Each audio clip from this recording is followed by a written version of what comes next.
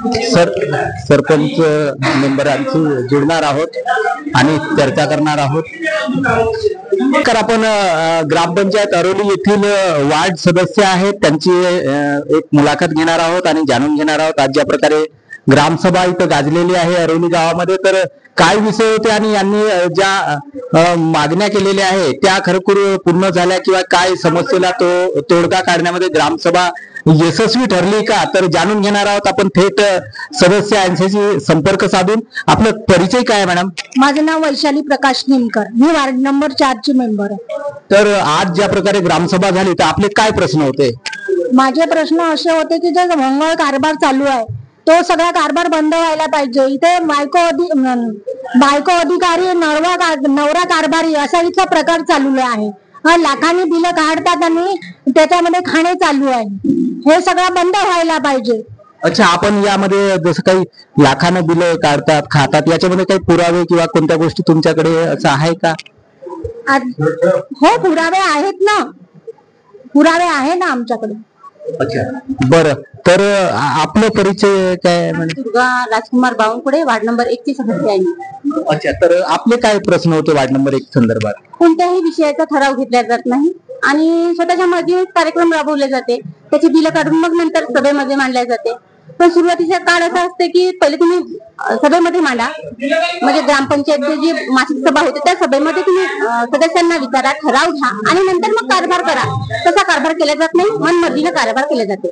म्हणजे सदस्यांना काहीच पूर्व कल्पना वगैरे बिल काढल्यानंतरच माहिती होते की हा आपण त्या विषयावर एवढा बिल काढला, एवढा त्या याचा काढला। जसा महिला बालकल्याण मध्ये हळदी कुंकवाचा कार्यक्रम घेतला आम्ही, हळदी कुंकवाचा कार्यक्रम तो 90,000 किंवा 1 लाख मध्ये येत असेल शाळेत। तर यांनी तेवढा काढला तर तेवढा शासन आपल्याला सांगते का तेवढा त्याच्यावर खर्च केला पाहिजे बा म्हणून। अच्छा, तर खर्च किती झालाय आपण तिथं? 2 लाख रुपये झाल्याचे काही तुम्हाला म्हणजे तिथं बिलं वगैरे किंवा काय असं दाखवलं आहेत ना? म्हणजे 2 लाखाचा खर्च हळदी कुंकवावर 2 लाख रुपये 2 लाख हा खर्च कुठून करण्यात आला? 2 लाख याच्यामधून महिला बालकल्याण विभागातून हा खर्च हळदी कुंकवाचा केला जातो, पण महिला बालकल्याण मध्ये एवढा खर्च करता येत नाही अशी तरतूद आहे। अच्छा, तरी सुद्धा करण्यात आली, तशी करण्यात आली म्हणजे स्वतःच्या मर्जीने यांनी एवढा खर्च करून टाकला आणि मग याच्यामध्ये आणि जे त्याला जे बिल लावलंय त्या हळदी कुंकवाच्या करायला ते जीएसटीचं नाही। अच्छा, जीएसटी नाही नाही, आणि सुरुवातीला मानलं पण नाही की आपण असं करणार आहोत, कार्यक्रम तसं करणार आहोत की काही, तरी काहीच नाही, काही विचारत नाही। आणि सदस्य लोकांना म्हणजे खालच्या भाषेत बोलते, तू मी, जसं नळावर भांडण होते जसं नळावर भांडण।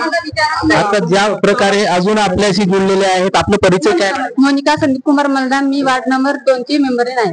तर आपलं काय म्हणजे या माध्यमातून सांगणार की आज ज्या प्रकारे ग्रामसभा झाली तर या ग्रामसभेचे विषय काय होते आणि काय प्रोसिडिंग होती, काय आपलं म्हणणं आहे यावर?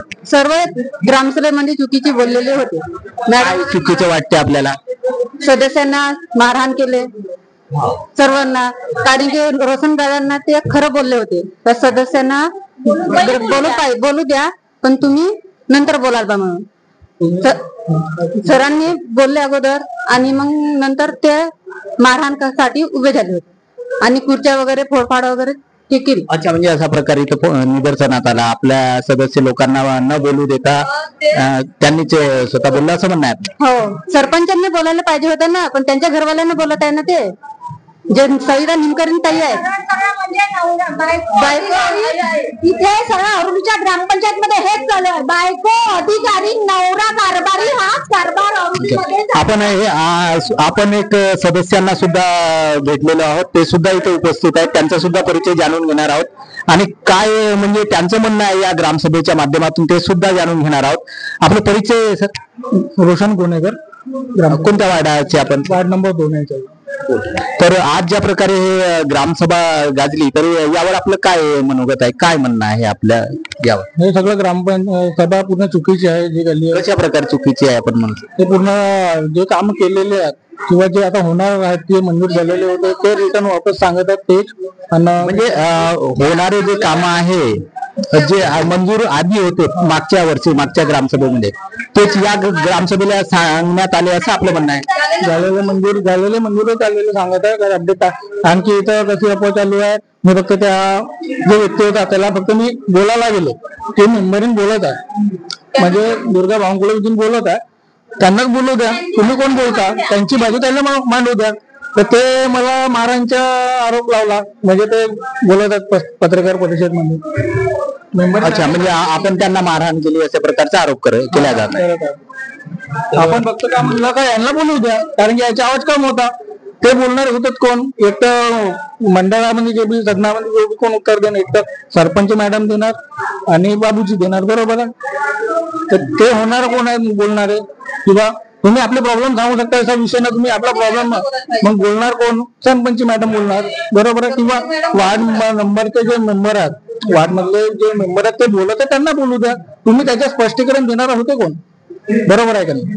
अच्छा, सरपंच मॅडमचं स्पष्टीकरण त्यांच्याकडून दिलं जात आहे असं म्हणणं आहे आपलं. मॅडमने बोलायला पाहिजे ना. अच्छा अच्छा. पाच आहेत जे काम मंजूर झाले होते, पहिले मंजूर झाले होते, ज्या गोष्टीची तक्रार लागली होती ते तक्रार सोडून यांनी जे कामं व्हायचे आहेत तेच कामं रोखून ठेवले. ज्या गोष्टी आम्हाला करायच्या नव्हत्या, म्हणजे जे कामं आमचे सँक्शन झाले होते कितीतरी महिन्यापासूनचे, ते कामं का बरं बंद करून ठेवले. ज्या गोष्टीसाठी आम्ही म्हणलं का जे कामं नाही व्हायला पाहिजे ते कामं करून घेतले, आणि जे कामं सुरुवातीपासून करायचे होते ते कामं बंदच करून टाकले. आणि असे कोणते काम आहे जे बंद करून टाकले. जसे माझ्या वार्ड नंबर 1 मधलं काम आहे, कावडे ते बोरसरेच्या घर हे लोकेशन आहे, ते आपले आमदार साहेबांकडूनच त्याचे हे केलं काम, त्याला भूमिपूजन केलं.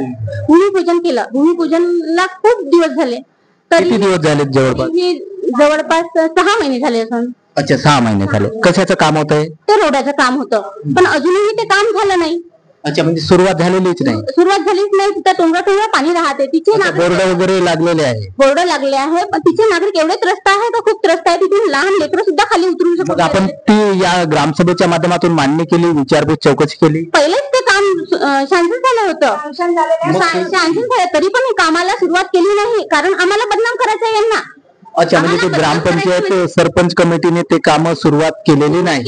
आणि जे काम बिलकुल या मिटिंगला न घेता सुरुवात डायरेक्ट करून टाकले. कामं केल्यानंतरच आम्हाला माहित झालं का ते कामं झाले म्हणून. अच्छा, म्हणजे कोणते तुम्हाला माहित झालं कोणते काम. जसे अधिकृत याच्यामध्ये जे रोड आहेत 3 रोड आहेत, ते 3 रोड बिलकुल लवकरच सुरू करून टाकले त्यांनी. आणि जे आमच्या वार्डातले कामं आहेत ते 6 महिन्यापासून सँक्शन होऊनही त्यांनी कामं नाही केले. मग हे वार्ड नंबर, अच्छा, म्हणजे अनधिकृत कामं सुरू केली.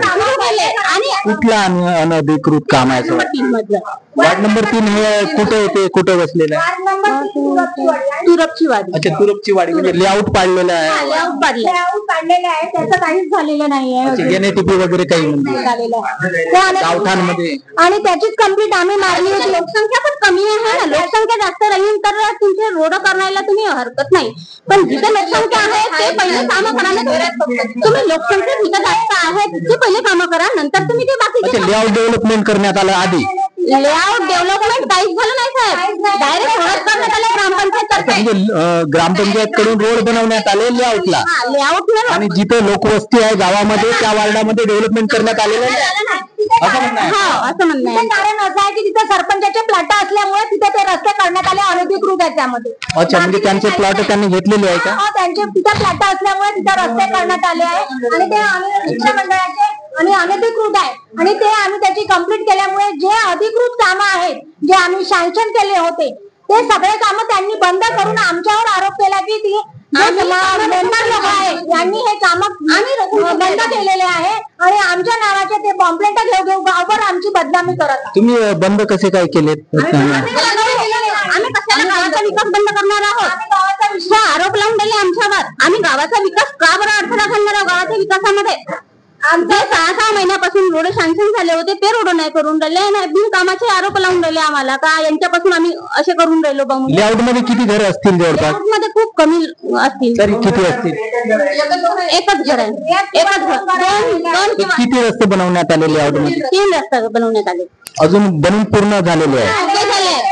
पूर्ण यांचे अधिकृत आहे, तिथले रस्ते अडवलेले आहे. अच्छा, अधिकृत म्हणजे वार्डामध्ये जे आहे, तिथं लोकसंख्या कोणत्या वार्डामध्ये? वार्ड नंबर 1 मध्ये मग दोन्ही साईडनं घर आहेत, म्हणजे लोकसंख्या भरपूर आहे. कच्चं घर वस्ती भरलेली आहे, तिथं रोड न होता आणि तिथे 3 घर आहेत, तिथं रोड झाले 3. वार्ड नंबर 2 मध्ये चिखल वगैरे होतात, तिथे पाणी लेकरं वगैरे जातात सर्व, तिथे पुष्कळ पाणी आहे. अच्छा, तिथे रोड वगैरे नाही. तिथं मंजूर झालेला आहे रोड वगैरे झालेला आहे. ते म्हणजे फक्त कसं आहे, जिथे आपले लोक आहेत, जिथं आपले लोक आहेत, आपले मित्रमंडळी जिथं आहेत, त्यांच्याकडे जास्त लक्ष आहे.